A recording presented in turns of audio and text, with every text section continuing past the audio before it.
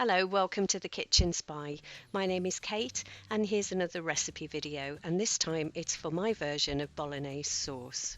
Now, I know pretty much everybody has probably got their own version, so I'm not claiming that this is any better or it's certainly probably not authentic, but it is a good recipe and I use it quite a lot, and I would use this recipe if I was making lasagna as well.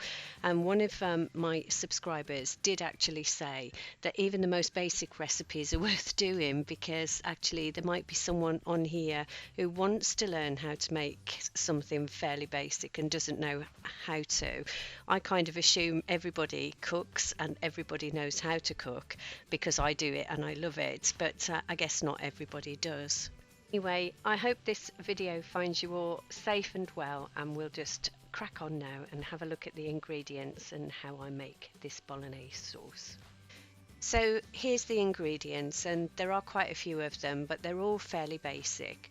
So the first thing I've got here is 2 sticks of celery, and I've de-stringed that by running a potato peeler just down the side, and then I've chopped that into really fine dice, as you can see here. And then I've got 3 cloves of garlic and 1.5 teaspoons of mixed herbs, and you can use any herbs really. I would also use oregano sometimes. Then I've got, I think this was 3 large carrots, and that came to 154 grams or about 5.5 ounces. 1 tablespoon of tomato puree. Then a tablespoon of Worcestershire sauce. This is gluten-free Worcestershire sauce because this needs to be gluten-free for my husband.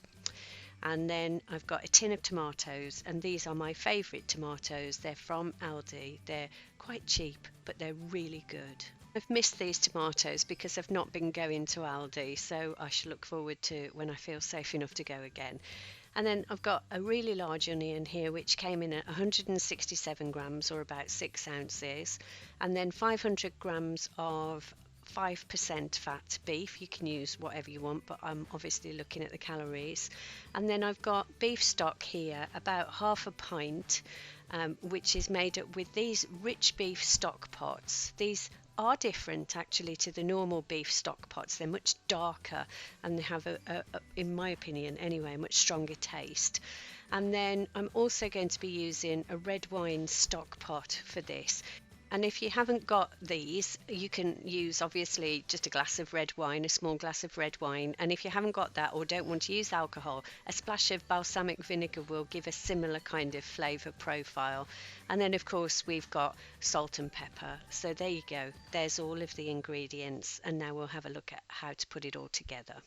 So over in the pan, I'm using spray oil as usual, and if I wasn't bothered about calories, what I would probably use is about a tablespoon of olive oil, but I'm just giving this pan a good old spray.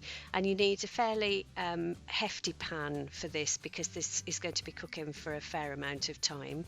So then I'm just going in with the onions, and I just want to get these onions softened and light brown. So I'm just making sure that I'm getting all of the onions across the surface of the pan, and then I just want to cook those until they're fairly golden brown like they are here.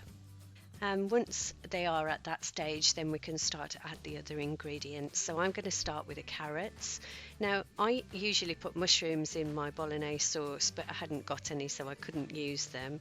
And then in with the celery, and this forms a kind of really good base for the sauce.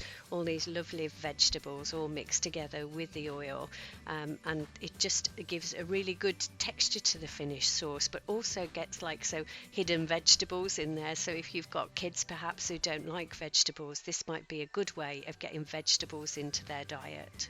So once that's softened a little bit and the vegetables have started to cook, I'm just going to carry on with the other ingredients.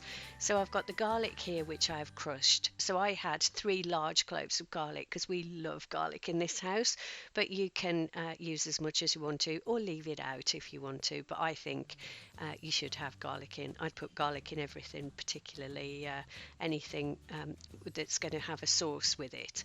Then obviously the herbs as well, and then I'm just going to go in with the tomato puree, and I'm just going to mix that all through, and I'm just going to fry that off for a little bit longer, and then we can start adding the rest of the ingredients. It's worth mentioning at this point that this recipe makes 4 portions, but you could easily double this up and make 8 or more because it freezes really well.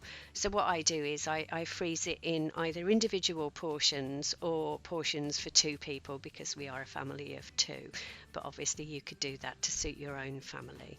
And so now we're going to put the mince in.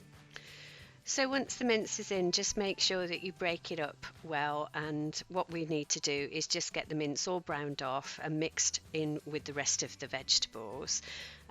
Yeah, so break it all up. I can see I can see my leg jigging in the background because I'd got a gosh, this is very embarrassing. I'd got a CD on, a CD, remember them? Oh, I sound like a granny. Anyway, I got a CD on of, and I don't know whether any of you remember this, but there was a programme in the UK called No Angels, and it was about a bunch of nurses and their adventures that they kind of got up to. It was a really good programme, but a lot of the music was kind of northern soul-y, and so I'd got that blasting away, and I didn't realise that my dancing efforts were going to be so appreciated or on the screen. So anyway, yes, there we go. So once the mince is all browned off, then we can go in with the rest of the ingredients, and I'm starting here with a can of tomatoes. And then once we've got the tomatoes all mixed through the sauce, we can carry on putting the rest of everything else in. Yeah, if you ever are in Aldi, please get these tomatoes. They are really lovely. During lockdown, I've been shopping locally quite a lot, and I've got a couple of happy shopper type tomatoes, and they're awful in comparison to these Aldi ones, which are just really lovely. So add in the Worcester sauce in, and this is, as I say, gluten-free Worcester sauce because I have to cook gluten-free for my husband, but you can use whatever. And then I have got the stock there, and I'm just giving that a big old mix.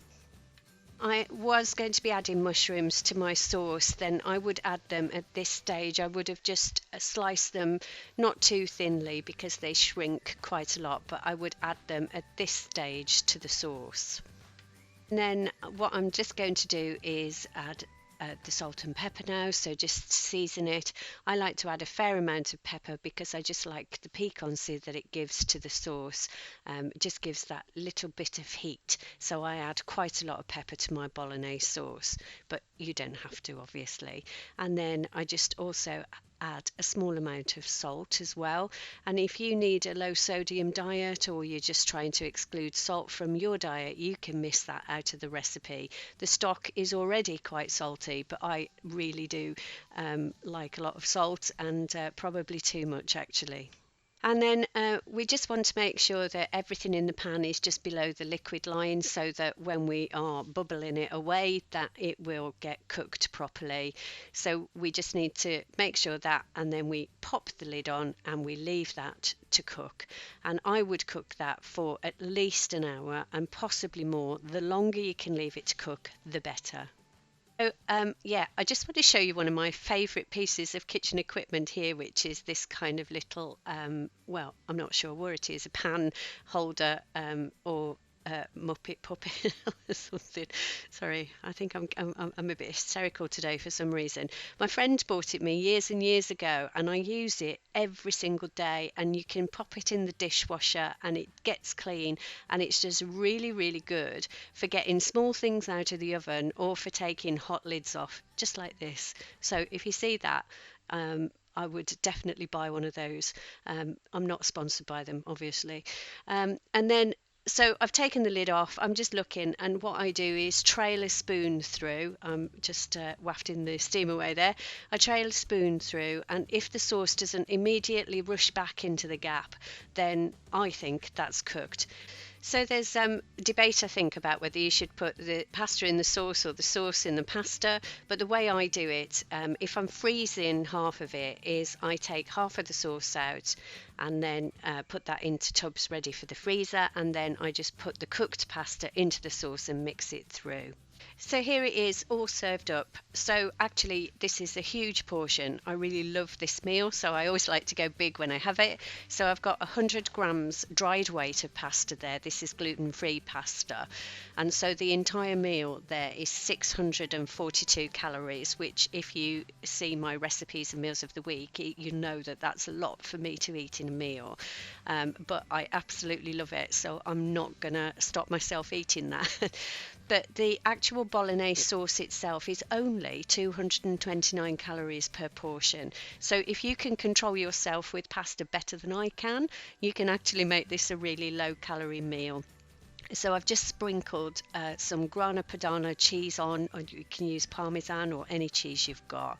And this is just one heck of a comforting meal. I absolutely love pasta served anyway, but especially like this, and especially with cheese on. It's just so delicious. And I like the fact that you can just eat it with a fork and shovel it right in. It makes me sound like an animal, but there you go.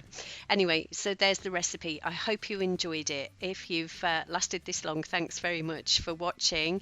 If you are already a subscriber, thank you so very much for that. I really appreciate it. And if you're not already a subscriber, perhaps you might consider clicking the button that's going to be coming up soon. It would be great to have you on board for recipes like this, meals of the week, and food hauls. I'm also on Instagram, and I've just started a Facebook page as well, and I'll leave those links down below, as I will the ingredients for the recipe. So thanks so much for watching. I really appreciate your support, as I've said. You take care now. See you on the next one. Bye bye.